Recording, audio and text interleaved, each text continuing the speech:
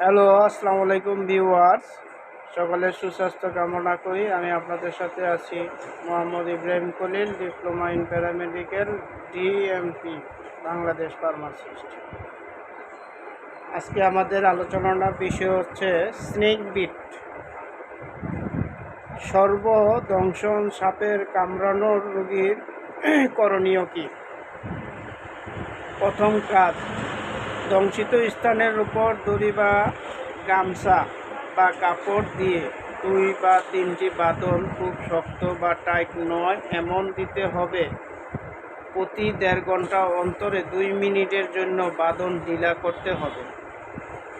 দ্বিতীয় কাজ, সাপটি বিষাক্ত কিনা নির্ণয় করা। সেক্ষেত্রে বিষ দাঁতের চিত্র দেখতে হবে। বিষাক্তদের দাঁত প্রায় আধা ইঞ্চি ফাঁকে 2টি কোঁচা